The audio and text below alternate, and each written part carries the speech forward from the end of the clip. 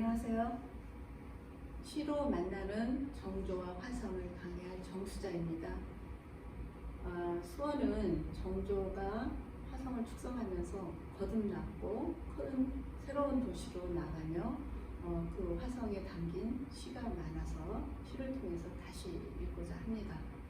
화성을 걷는 다시 시로 산책하는 시간을 함께 하시겠습니다. 정조는 아버지 묘를 명당으로 꼽히는 수원 근처 화산으로 옮기는데 그 과정에 시도 많이 남겼습니다. 보시면 장원세자 영원 천봉구감 의기가 있는데요. 1789년 양조에 있던 사도세자 묘를 영원이라고 한 것을 수원의 현룡원으로 옮기고 그 과정을 그린 반차도입니다. 대단한 행렬이 펼쳐지고 있는 걸 볼 수 있죠. 그렇게 해서 수원 화성을 건축합니다. 조선 성곽 건축의 꽃이라 불리는 수원 화성은 부친 장원세자의 원칙을 화산에 옮겨서 그리고 조성한 성으로 아주 아름답습니다. 정조의 그런 계획을 정약용의 성화주략을 통해서 구체화하는데요. 영중추부사였던 최재공이 총괄하고 조심태가 지휘하면서 축조를 합니다. 1794년 1월 착공해서 1796년 9월에 완공을 하고요. 특히 유명한 것은 거중기, 농로 같은 신기재를 고안해서 화성에 여러 가지 시설이나 건축물에 활용하고 또 석재로 옮겨 쌓는데도 여러 신기술을 이용합니다. 과학적이고 건축적이면서 군사시설로도 높은 가치를 가지고 또 아름다운 시설물로도 인정을 받아서 1997년 세계유산에 등재되었죠. 그런데 이제 시로 어떻게 정조가 화성을 그리고 자신의 사상이나 미의식 혹은 위민정신을 담아냈는가 한번 이번 시간에는 그걸 중심으로 보겠습니다. 수원 화성에 담긴 하나의 미의식이라면 간략히 뽑았을 때 웅녀 탈기 고급 미제를 빼놓을 수가 없습니다. 그만큼 웅장하고 미려한 것도 적의 기운을 빼앗는 길이라는 정조의 미의식이 담겼고 고급 미제라고 해서 고금의 아름다운 것을 화성에 모두 갖추도록 하라는 그 아름다운 명령이 실현된 곳입니다. 특히 또 위민 사상과 그 실현이라고 볼 수 있는 정신을 요약한 게 호호부실 민인화락인데요. 집집마다 부자가 되도록 하고 사람과 사람이 화합하고 행복하도록 하라, 이런 말이 화성성역의계에 표현되어 있습니다. 그런 정신과 미의식 혹은 마음을 시에는 어떻게 담았나 살펴보겠습니다. 예부터 시는 마음에 바라는 바를 말로 표현한 것이라는 시언지 가영언이라는 표현이 있습니다. 그만큼 정조의 시도 마음이 바라고 기리는 것들을 많이 담고 있는데요. 그 외에도 화성시편은 축성에 담긴 여러 이상 또 미려함의 또 다른 완성이라고 할 만큼 시적으로 많은 것이 보입니다. 화성에 담긴 그 여러 꿈이며 삶의 그림들이 미학적으로 실현됐다고 볼 수 있는데요. 정약용뿐 아니라 박윤묵, 홍석주 같은 시에서도 군신의 이해나 그 군함에 대한 그리움 그리고 화성 축성 정신이 구현된 시편들을 볼 수 있습니다. 세계유산 화성을 우리가 역사문화 도시 수원으로만 볼 게 아니라 예술적 상징화도 좀 필요하다는 생각을 합니다. 우리 중국 항주에서 본 것은 최억시 항주라는 백거리 시에서 한 구절을 따다가 항조의 한 도시의 문화적 상징을 삼는 거였는데요. 가장 그리운 것은 항주. 이렇게 하면 항주하면 그 가장 그리웠다는 그리움이라는 것을 담고 있는 도시같이 보입니다. 우리 수원도 좀 생각해 봐야 할 것 같습니다. 정조가 원행, 을묘, 정미, 의계로 요약 담겨 있는 8일간의 행차를 할 때 저런 말을 하고 오게 됩니다. 현룡원에서 제를 올리는 장면인데요. 저 그림에는 화려하게 다 갖추고 예를 다 갖춘 그런 모습들이 보입니다. 하교를 하죠.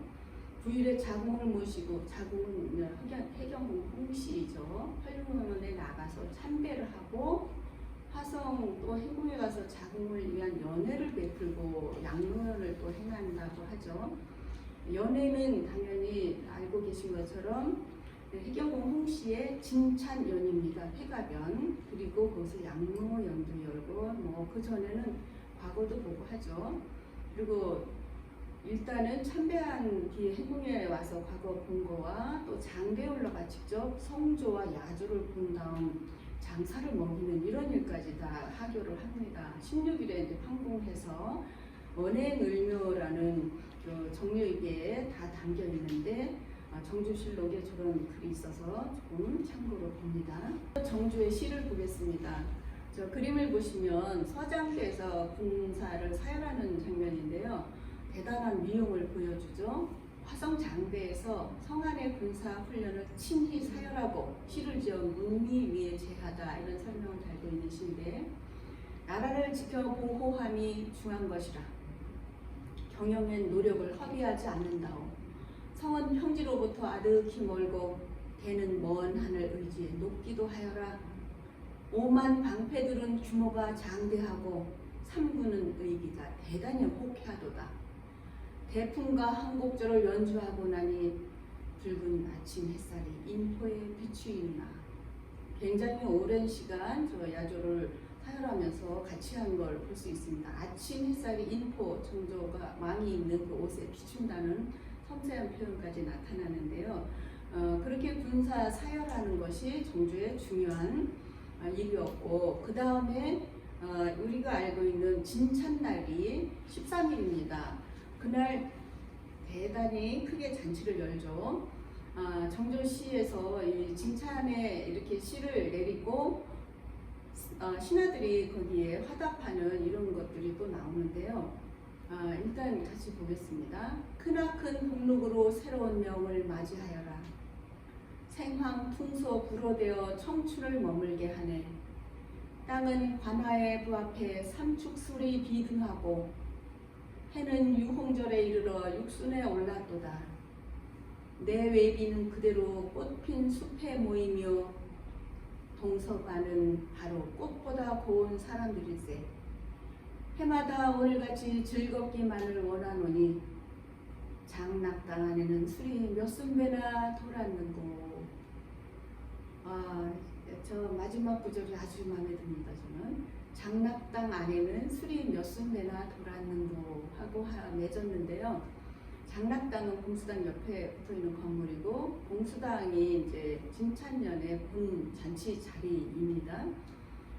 이렇게 잔치에 참여한 여러 신하에게 보여서 만년 축복의 정성을 붙이는 바이다 이렇게 덧붙일 만큼 큰 잔치와 큰 축하 크게 나누는 이런 날을 저 봉수당에서 열었습니다. 생황풍소 불고 청춘을 머물게 하고 싶은 거죠. 이제 회가변이기 때문에 특별히 저 많은 것들을 차렸지만 그 중에도 더 좋은 것은 청춘을 머물게 하고 싶은 마음이죠. 그리고 해마다 오늘같이 즐겁기만을 원한다는 그 마음의 표현. 특히나 그 많은 사람한테 축하를 같이 하며 잔치를 열 때 술이 필요한데 술이 몇 순배나 돌았는고 할 정도로 술을 나누는 큰 즐거움을 시에 담아내고 있습니다. 사실 정조가 술 얘기 쓴 게 시에 나오는데요. 신하들과 술을 마실 때 그런 말을 했다고 유명하죠. 불취무기. 취하지 않으면 돌아갈 수 없네. 돌아가지 못하겠다는 그 정도의 호쾌한 즐거운 높은 술자리를 시에서나 평소 말에서 만날 수 있습니다. 저 술이 몇 순배나 돌았는 거는 다 골고루 술을 마셔서 다 즐거운가 또 이렇게 묻는 그런 느낌도 있어서 함께 저 진찬을 축하하지만 또 이렇게 챙기는 모습까지도 나옵니다. 정렬병이 여기에 화답한 시가 비슷하게 이제 술 얘기가 또 나옵니다. 을묘 봄 정조 19년 그 해죠. 을묘 원해인 8일간의 행차를 한 그 해에 대가가 자궁을 모시고 소원에 거둥하셨는데 두 군주를 따르셨다. 광운위 김기성, 또 홍은위 정재화 부인, 이렇게 두 분 부인이 따라와서 혈육원에 아련하고 같이 이제 봉수당 진찬에 참여를 한 거죠. 어제 시를 내리고 후중한 신하들에게 화답하게 했다는 거죠. 그 신용은 정약용 병조참의로 시반열이라 잔치 참여했고, 장원세자와 자궁이 걸륭 을묘생이라 금년 회갑이 연못이다.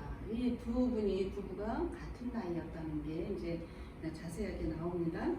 여기 보시면 왕세자의 정실 소생의 딸이 군주인데 그 두 군주도 같이 와서 보면은 여기에 있습니다. 가마가, 이건 자궁 가교는 해경훈 씨가 탄 것이고요. 이 군주의 가마 이렇게 색칠을 해놓은 거 아주 예쁘죠. 시를 다시 보시면 드높은 장락궁의 새로 잔치여. 자, 다시요. 드높은 장락궁의 새로 잔치 베풀어. 장락궁을 받았죠. 정조가 장락궁에 술이 몇 순배나 돌았는고 하니까 그걸 받아서 드높은 장락궁의 새로 잔치 베풀어 이렇게 갑니다. 노인성이 비추는 곳 신령한 봄 성축하네. 가없는 하늘 함께 천년 만년 기약하고 떠오르는 태양처럼 이제 겨우 61세. 눈에 가득 벽도하는 온통 석이 감돌고 머리에 꽂은 붉은 꽃은 모두 봉인들 이로세. 우리 임금 큰 효성이 만 백성에 미쳐 아침까지 늙은이들 백잔 술에 취하리. 취기가 도저합니다. 아주 높은 장락궁으로 표현하고 잔치를 축하하면서 저렇게 봄 송축하는 것까지 갑니다. 노인성은 남극 노인성인데 장수노인을 상징하기도 한답니다. 그리고 벽도화는 신선히 먹는 과일이었는데 장수의 상징으로도 많이 나오고 옛 시에도 많이 등장을 합니다. 봉인들은 바로 수원 경기도죠. 경기 지역을 수호하는 지방관리라고 할 수 있는데요. 수원 부사와 함께 이 봉인들을 특별히 넣어서 쓰는 정약용의 시에서 드러난 이 수원에 관한 것들이죠. 아침까지 늙은이들 백잔 술에 취하리. 그러니까 임금의 효성이 만 백성에 미친다는 것, 만 백성에 저렇게까지 마음이 닿아서 백잔 술에 취한다는, 백잔은 아주 많은 술을 말할 텐데, 그래서 아주 흥취가 좋은 술자리, 잔치자리를 만드는 그 장면을 한 줄에 담고 있습니다. 이 장면 원해문며 정렬계에 반차도에 들어있는 거죠. 이렇게 잔치를 베풀어서 재현을 한 겁니다. 봉수단이라고 쓰여있죠.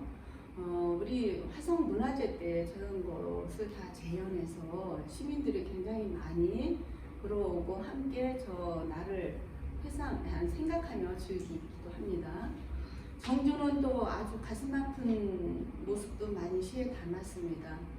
환궁하던 날 발이 안 떨어지는 마음의 저 울림을 크게 전하는 시입니다. 신풍로 아래는 실이 꼬불꼬불 덜이어라. 남녘서 북녘 바라보는 시를 응원하고자.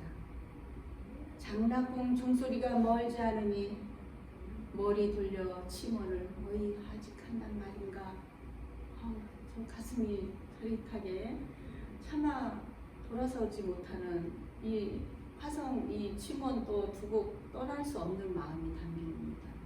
그렇게 정조가 발이 안 떨어지는 정말 이 혈룡원에 모신 아버지 두고 그냥 가기 힘든 이런 장면, 그 마음을 담는 또 하나의 상징이 있습니다. 매번 혈룡을 참배하고 돌아오는 길에 이륙현에 당도할 때면 굿비를 멈추고 먼 빨치에서 바라보면서 오래도록 떠나지 못했다는 겁니다. 그래서 자신도 모르게 말에서 내려 서성이곤 했다는, 그 길을 넘어가면은 이제 수원, 화성 멀리 혈룡원이 안 보이는 거죠. 이번 행사에서 이륙현 위쪽에 앉은 자리를 비행들로 대처럼 되어 있는 것을 지지대라고 명명하게 한 겁니다. 지지대라는 게 정조가 명에서 이렇게 지금 보이진 않지만 여기 새겨져 있는 글귀가 있고요.